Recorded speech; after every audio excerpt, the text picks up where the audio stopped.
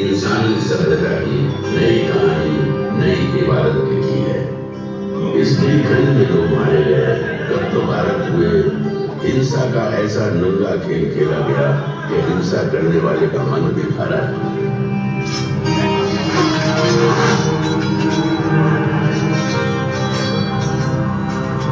के बीच इंसानियत फिर से पैर बढ़े लगी। हिंसा के खिलाफ अहिंसा की मजबूत जड़ें पहाड़ी चट्टानों, अंधेरे जंगलों, उफनती नदियों और महासागरों को चीरती सरहद पार तक फैल गई। और इसी धरती से इंसानियत का नया स्वर इस गिरिखंड से टकरा समस्त विश्व में गूंज उठा। समस्त मानव मेरी संतान है। मैं अपनी संतानों के लिए क्या चाहता हूँ? मैं चाहता हूँ उनका भला, उनकी खुशी, इस संसार में भी और इसके बाद वाले संसार में भी। समस्त मानव जाति के लिए यही कामना है।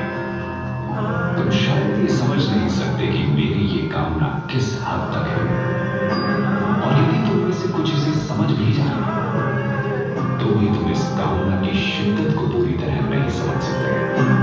मैं अहिंसा के उसी नाद का प्रतीक हूं जिसने इस ब्रह्मांड को एक सूत्र में बांध रखा है, जिसका होना इंसानियत का होना है।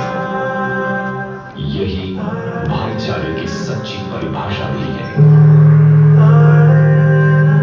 सम्राट अशोक की ऐतिहासिक कहानी प्रारंभ होती है उनके दादा चंद्रगुप्त मौर्य से।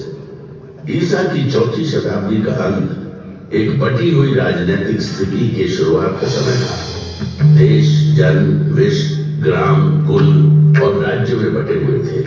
अलग अलग प्रदेश, अलग अलग शासक, अलग अलग शासन व्यवस्था, अलग अलग कायदे कानून। समय आया ईसा पूर्व 321 का। 25 साल का नौजवान चंद्रगुप्त मौर्य।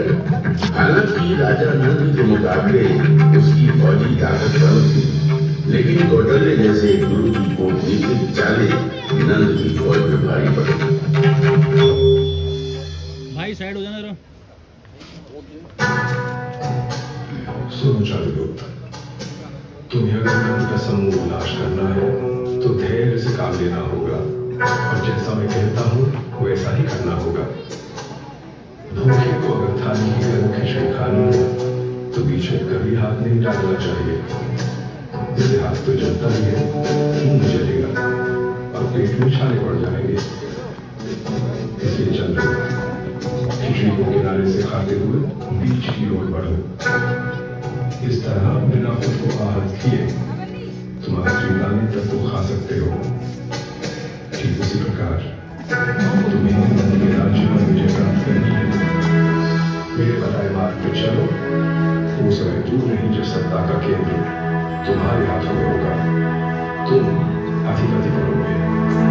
चंद्रगुप्त ने कौटल्य के बताए मार्ग पर चलना शुरू कर दिया।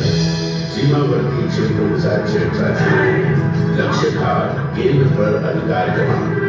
गंगा किनारे का प्रदेश चंद्रगुप्त की मुट्ठी में आ गया। इसी बीच सिकंदर भारत से वापस लौट गया।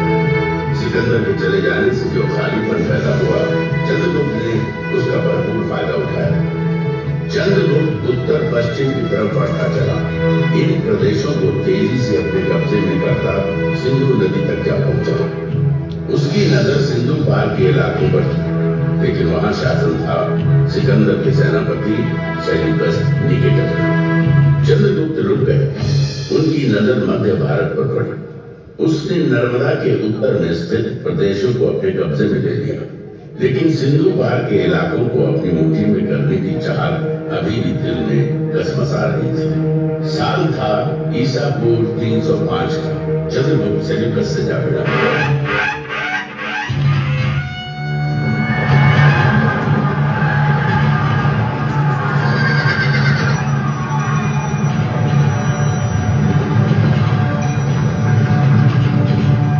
चली लड़ाई में जीत चंद्रगुप्त की नाम हुई और उसने सेल्यूकस को हरा सिंधु के बड़े भूभाग पर कब्जा जमा लिया।